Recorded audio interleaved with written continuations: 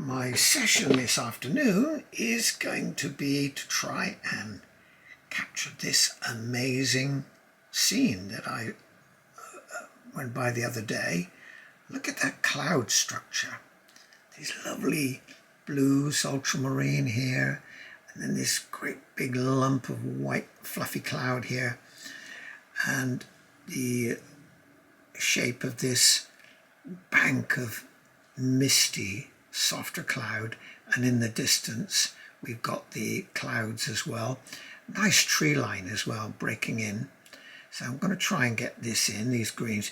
But the thing that struck me most of all about having a go at this is I've got these shades, this different green cast in the cast shadow of these trees here. But look at this green. Actually, the on my iPad here from my photograph, it's a much more vivid, much more emeraldy.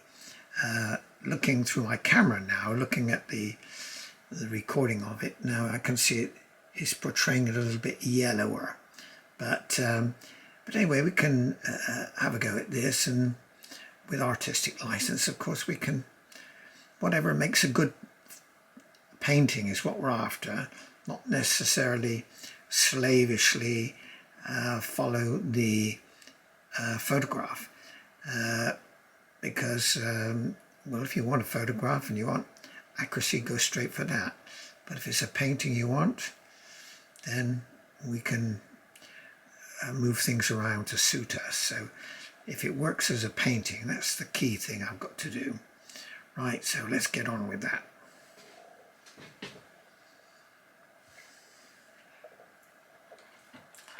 Well, first I'm going to start with a nice cloud. So I'm going to, just looking at my reference here, and I've got some vivid blue here. So I'm going to come down with that.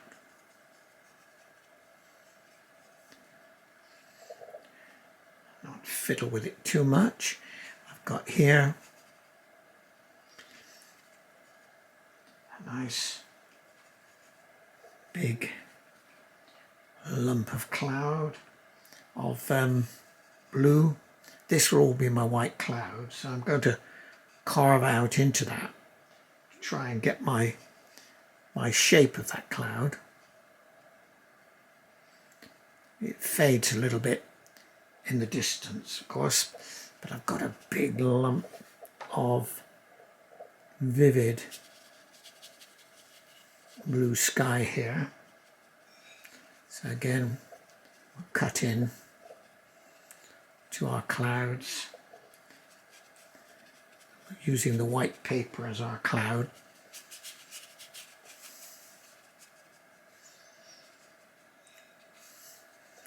And also along this is a band of white, so I want to keep that as best I can.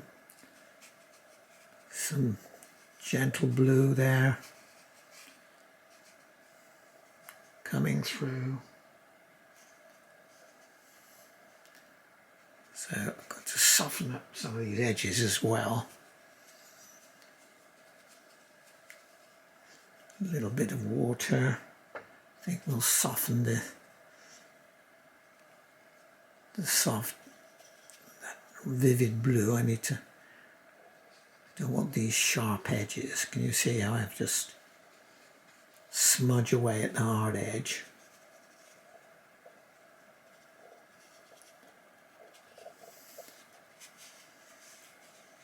Sort of palish, lighter blue towards the horizon. So, again,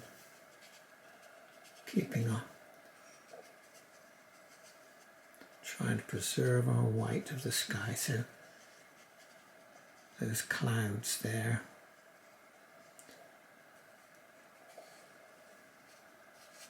Let's leave it, I think, at that. But I need also still to soften some parts of that blue to cut in and give us the shape of those clouds.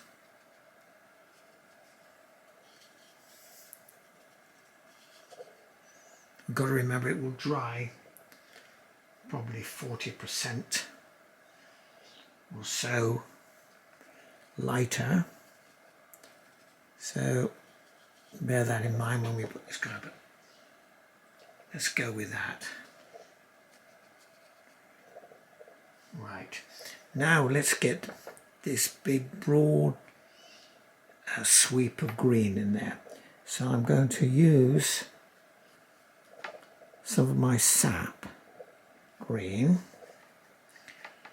and sweep in various greens.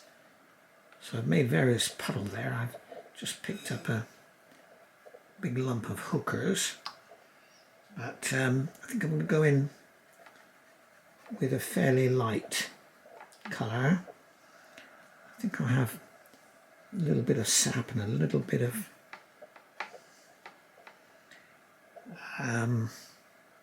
ochre.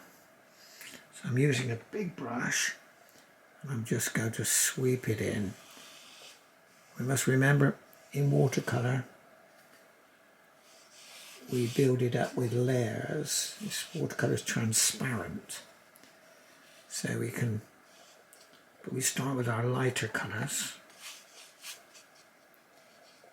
You paint light to dark, which is different from the case with oil, where you tend to get in all your darks right away. Put in your darks, your darkest darks. Let's just get something here,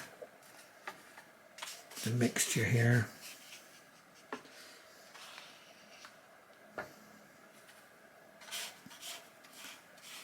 I'm going to put in some different tones and try and get some grasses in.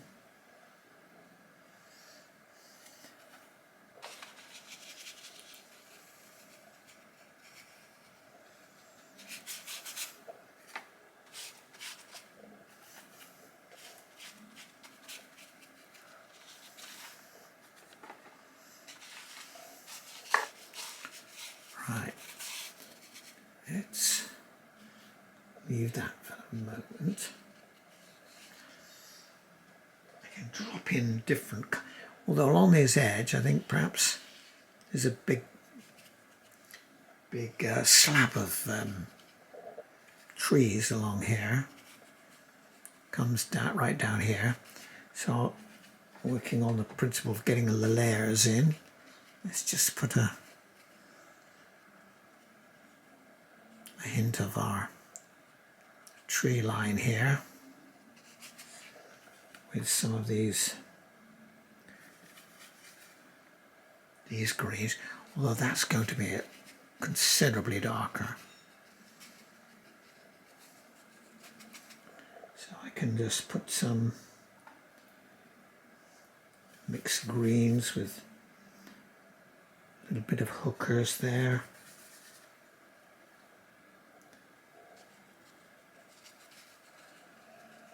Just get my basic shapes in for the moment, or the basic mass really. It's not a very defined shape, but it's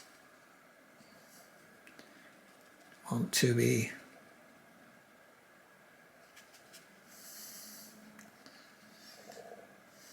so we're going from the sort of general view to the more particular as we go.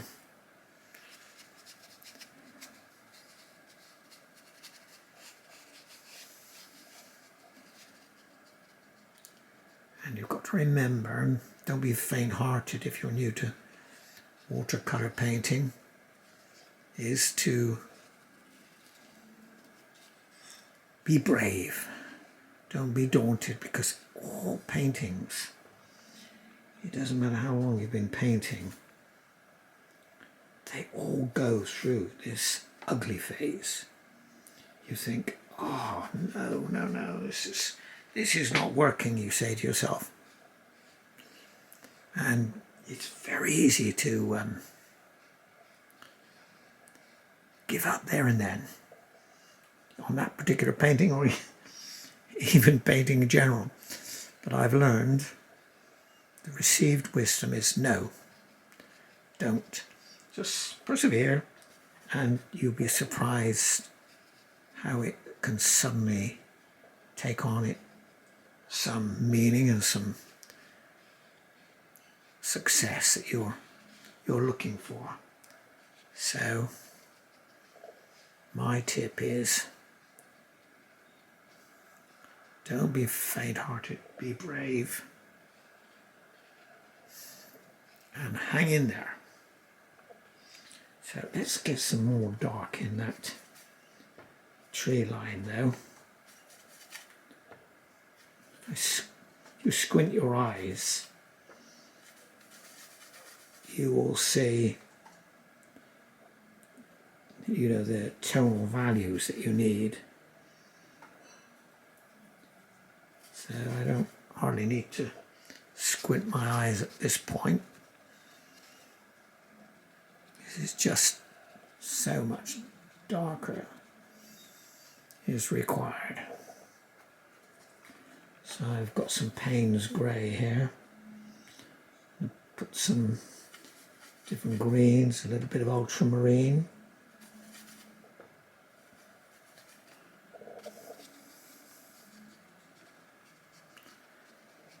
And vary it as we go.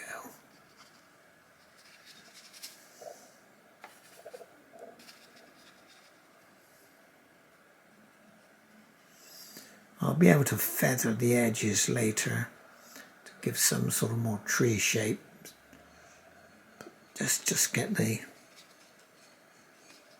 this massive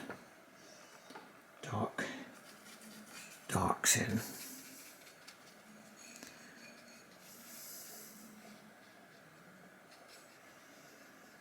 Right. Just leave that for the moment.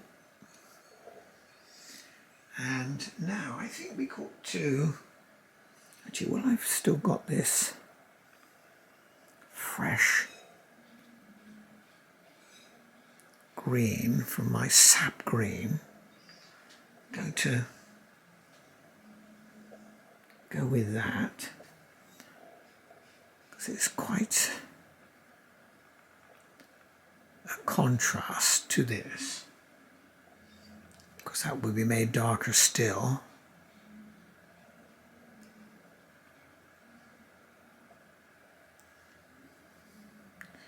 But I can use some of this green to further emphasize that tree line.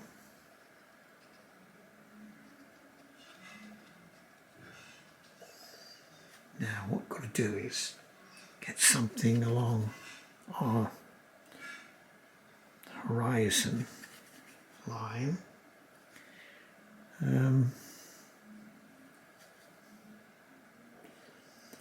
I've got a nice dollar Roni brush here with a fairly good point on it, but it's number 18 graduate one, dollar Roni. This is a round one, which is quite a nice brush and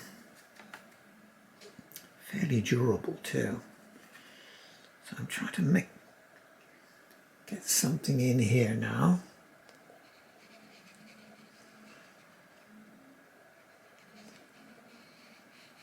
To give us that line of trees. Can deal with the shapes a little bit later. I'll just get some shape in there. It's a lovely old oak tree here, actually.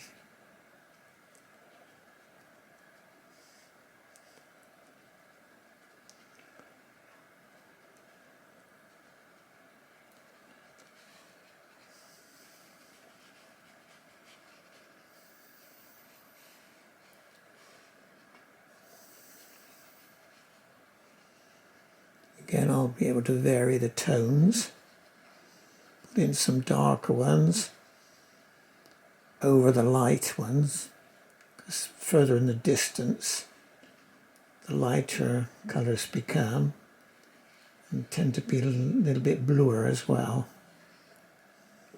But let's just go with that for the moment.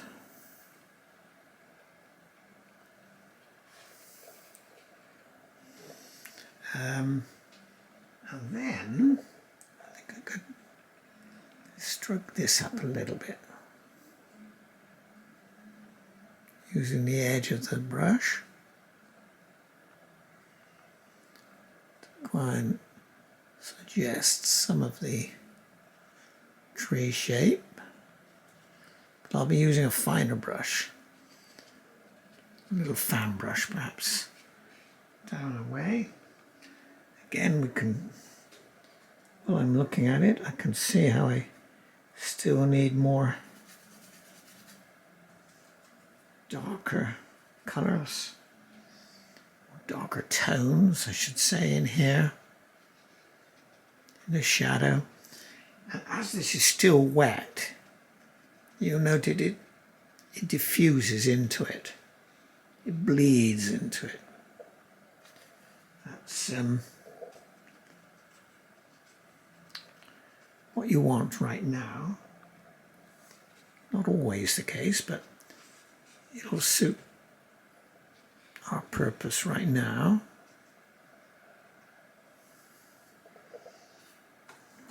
More deep under here, quite dark.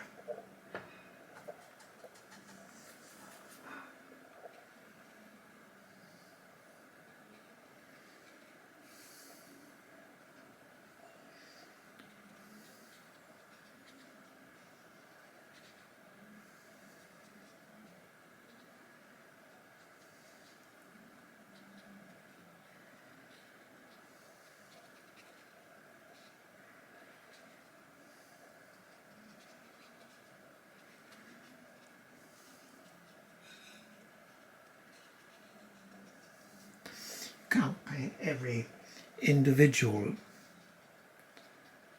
branch or tree or trunk. Try to pick out some just to suggest. So I'll do one here probably.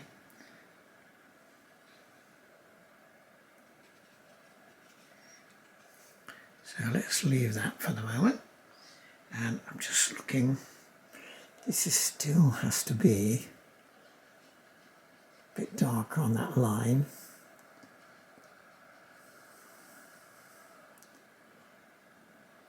It was a very, very bright day.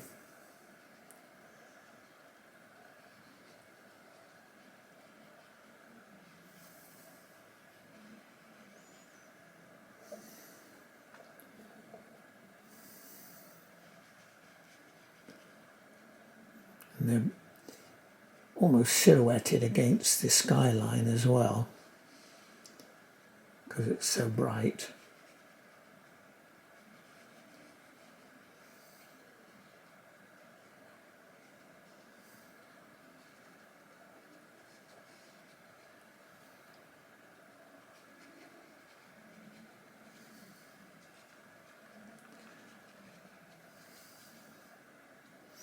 Right, let's leave that for the moment.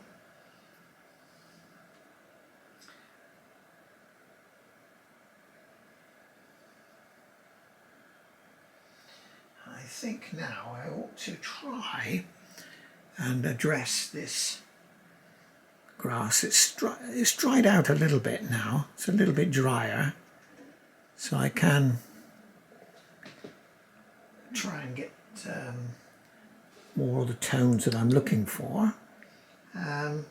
Certainly darker green.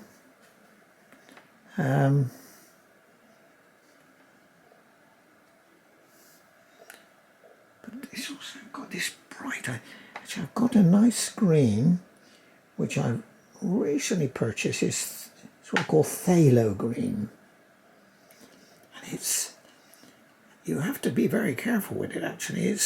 very vivid. Ah, yes. Maybe that's much more like my reference. Almost emeraldy. So let's go with that.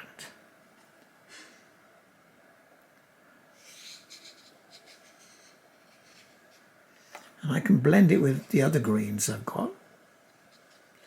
But I think we need to bring that down here. It's a bit severe. Let's blend that with a different green. And I can see some of the contours of the way the grass is blowing. The way it's growing as well. Let's by putting a few contours like this, dragging our paint through. There's a little arc of some of them here.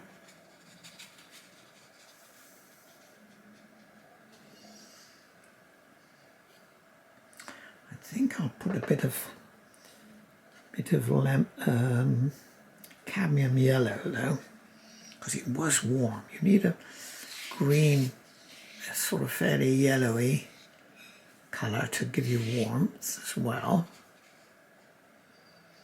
I need to, if I put a bit of yellow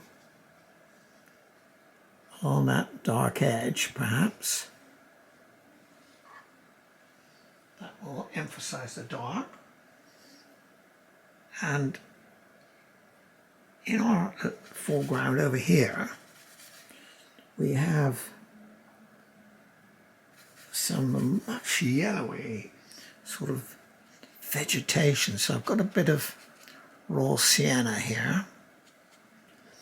I think I'm going to put a little bit of light red with it as well. Lots of grasses here. This tone came right down here. So I'm using the edge of my brush so I get a little bit of dry brush work where you can see a little bit of sparkle of the paper comes through, because there was definitely lights there.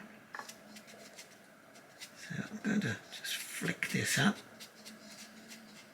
and see if I can get some varied colour and texture there.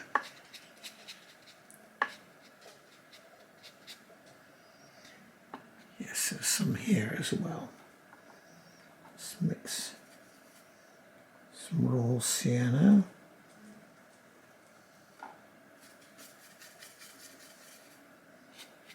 Yellowy colour, browns.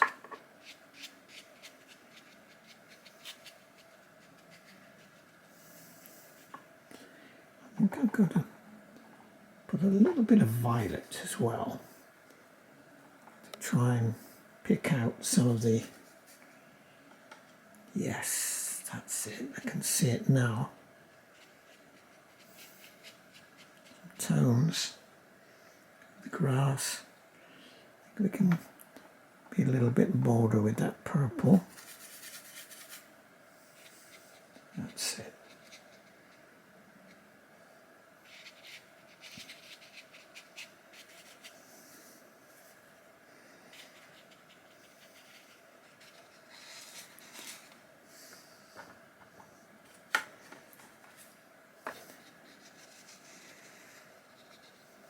You want to have your colours much more vivid in the foreground. So with that I've just stepped up the green a little bit. I'm going to mix a bit of raw sienna. I think I'm going to go with a bit of ochre. And flick in some different green textural things here.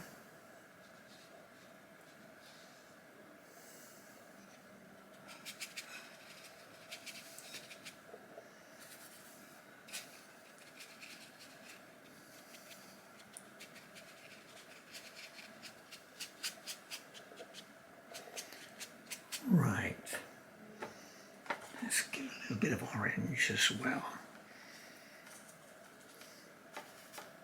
This gives us a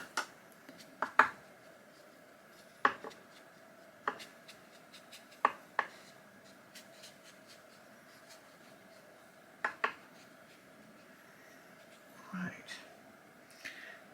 And we can also, when it's drier, I'll be able to flick in some different colours along there to represent the grasses with a different brush. A stiffer paint perhaps. Let's get a bit more green though here.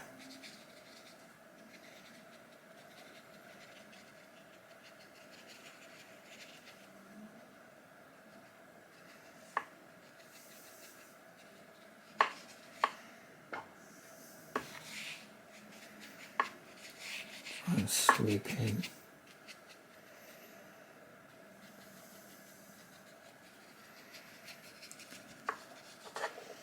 Right. I think we should leave the grass for a minute. Let's give a bit more attention to the sky.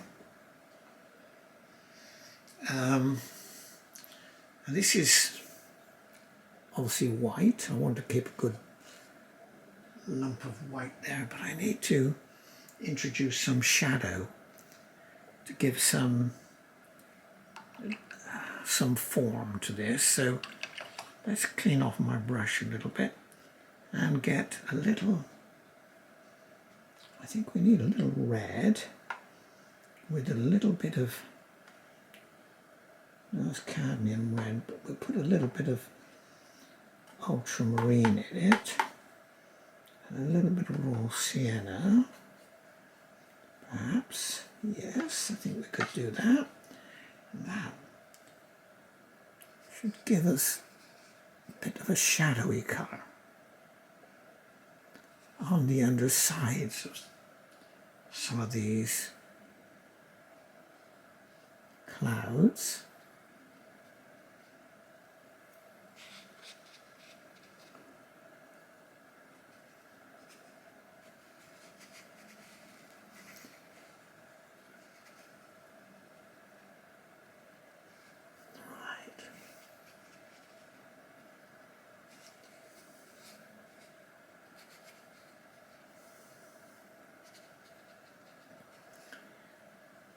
Remember, the clouds become smaller in the distance. So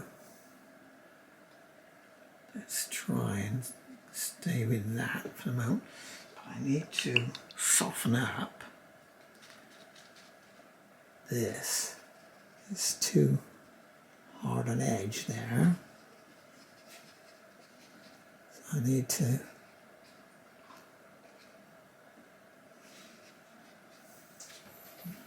soften that.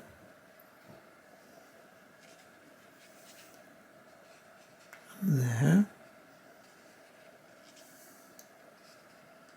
So let's leave that for a moment.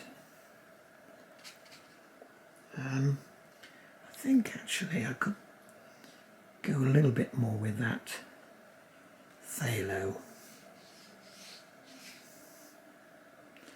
Fairly,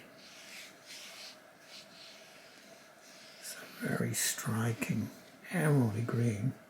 I think I need to, I can put a bit of yellow in there, tone it down a little bit.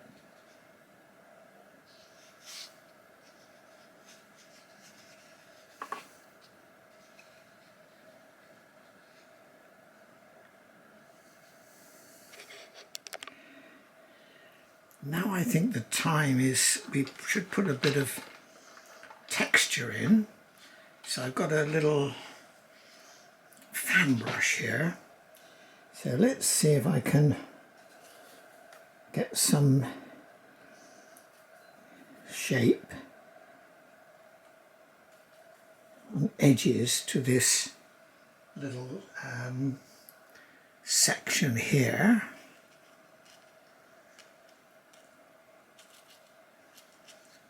I can just feather the edges a little bit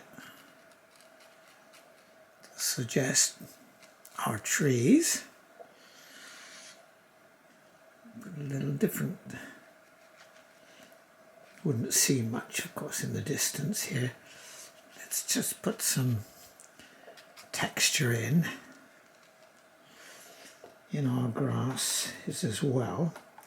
So I'm getting a mixture now of umber and raw umber. And I can see if we can.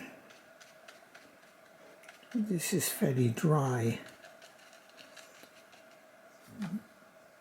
now, this meadow. So I can just put in kind of suggestion of some of these tracks of grasses coming along here. So I'm just going to vary the colours so we can just stroke them in. So I've got some different greens here and a little bit of blue, ultramarine there, just a little bit of Payne's grey, mix again,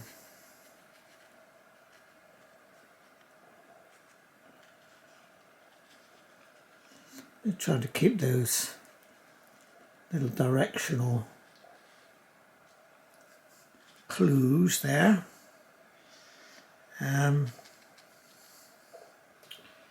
Just have another look at my reference picture.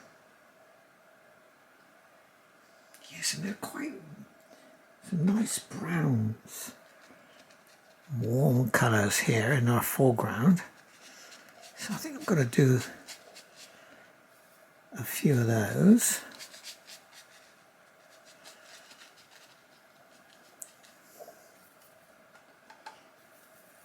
Get some. We need some dark elements as well. So just a bit of Payne's grey there, along with some of our greens.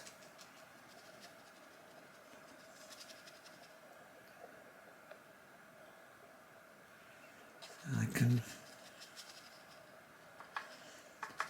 sweep these in. So I'm going to change up the colours again, bits of yellow.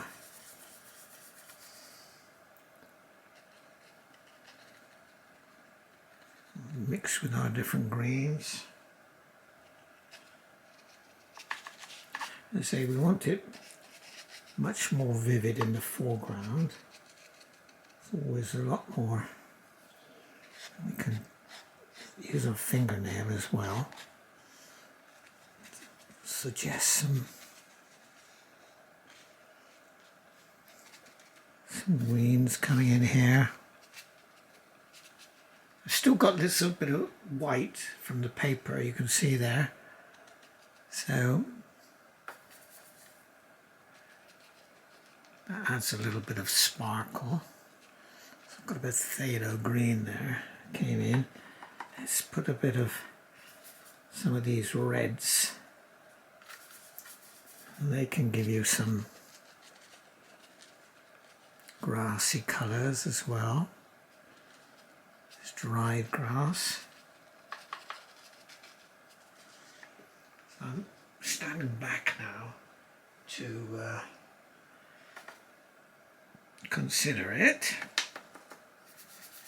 I think I'm going to, I can see in the distance over here different colours. So I think we need to do that.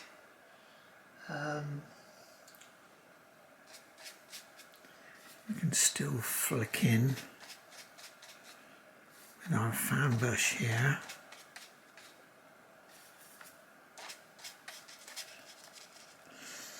We could also see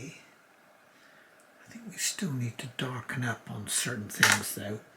So I need to get a smaller brush. Oh, I've got my little Chinese brush here. You see this one? Used for calligraphy, but you can paint with them as well. So I'm going to get some darker. Let's see if I can add some more definition to these distant views here, and our tree here.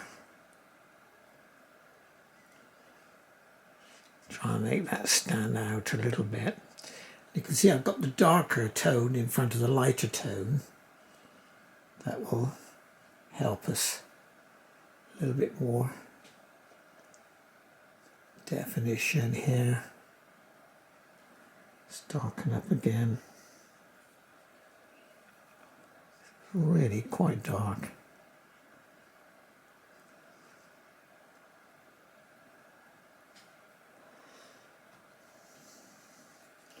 Yes, these are lovely brushes, these Chinese brushes.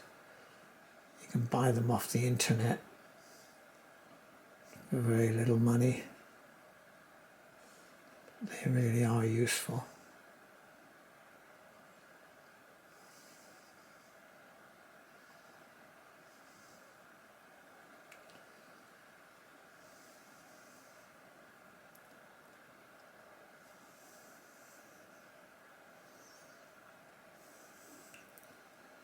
Right. Now I think I need to get some more definition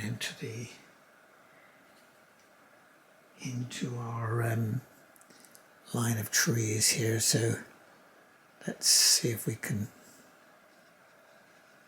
suggest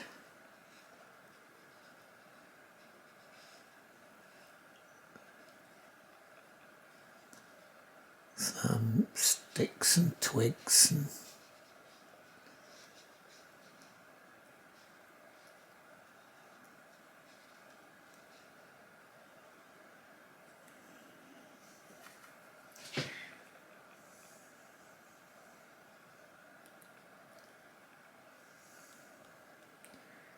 as I said, it was quite dark under this section here. It's not getting much light at all. So I've got to make sure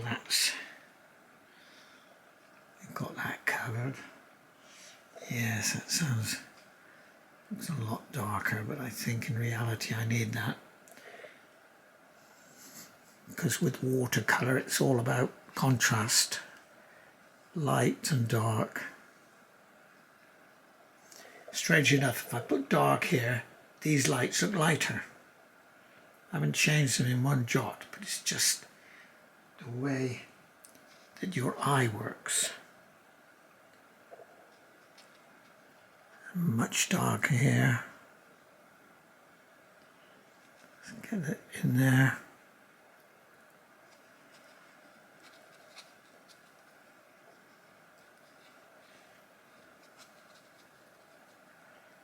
And set against the sky, of course you will have it looking darker.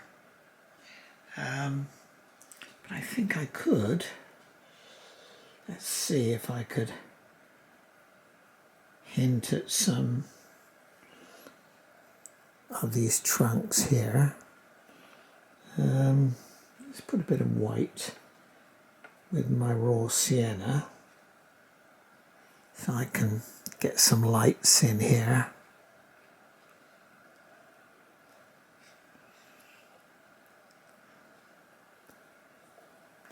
Yes, I think we can do that. Because there were a few lights coming along, poking through.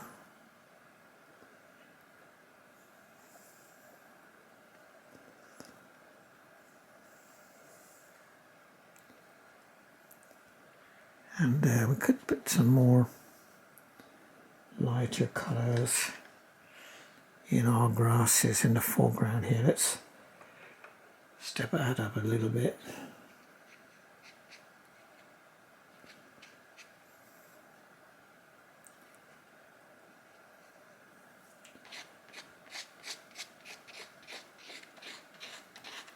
You can use your old credit card or your thumbnail to create some more textural things, but I think I'm going to put still a little bit more colour here. This suggests some of these grasses that we're poking up here.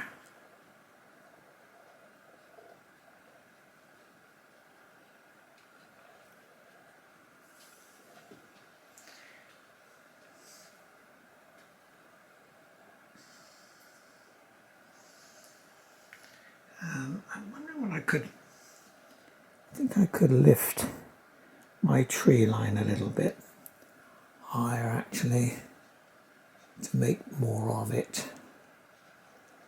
It's very distant there. Let's big it up a little bit. Yes, I think that's what we need to do. We can put some darker stuff in to develop it, give me a more interesting line. Drop some darker colours into there.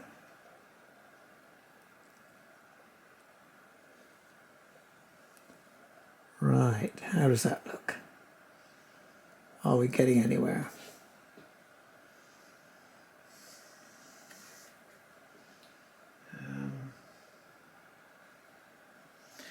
I think I need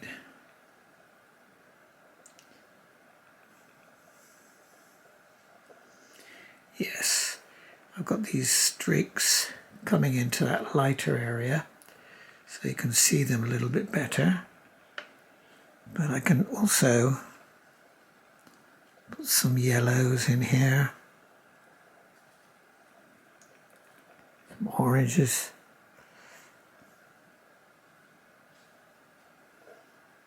some greens, more vivid green.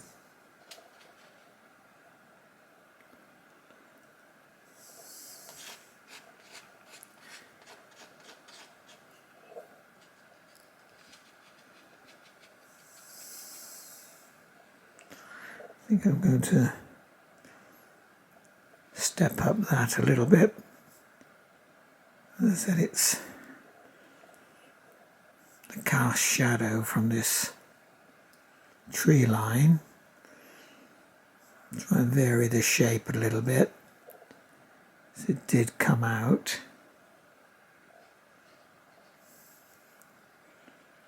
Here to reflect that shadow.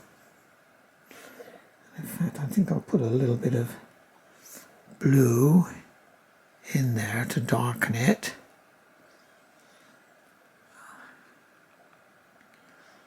I want to keep this shadow line of this bank of trees here.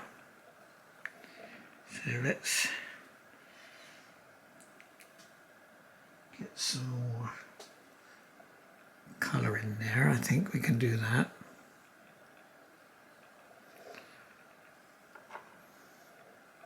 Nice dark green.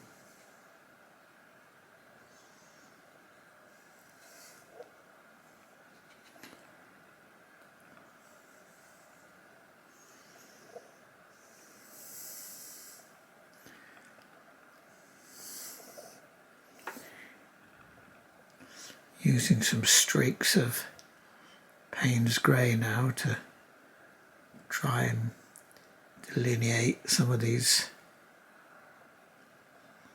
boughs that are comprising this whole dense bit of woodland here. Big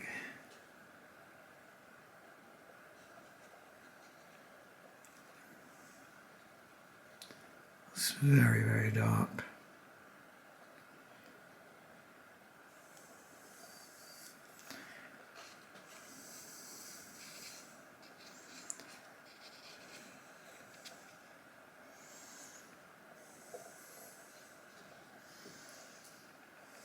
There. Right. I wonder how much more should I do?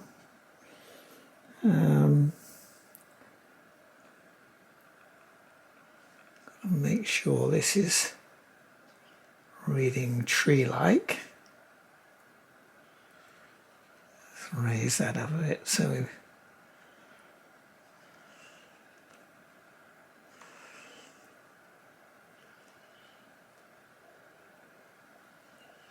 right. I'm going to use a little bit of dry brush here. Got this big sweep of emerald green here.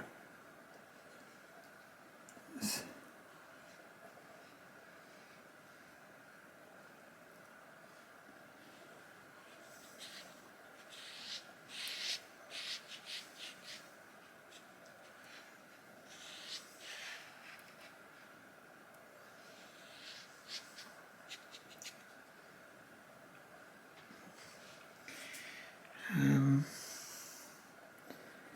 wonder if I should put a bit of yellow ochre into this.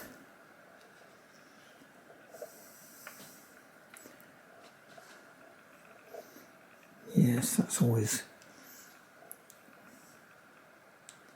on this lighter margin where it's getting a little bit of sun. I'll suggest it there, perhaps.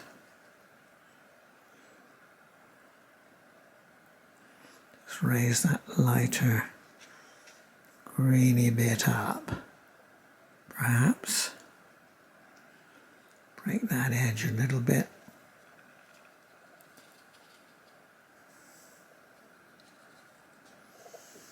Right. Okay. I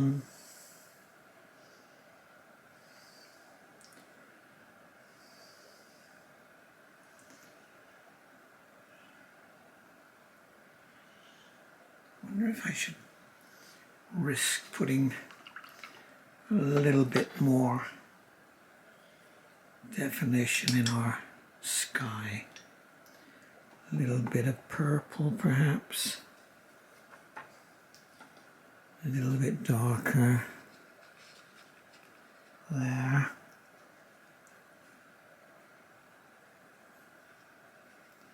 Perhaps.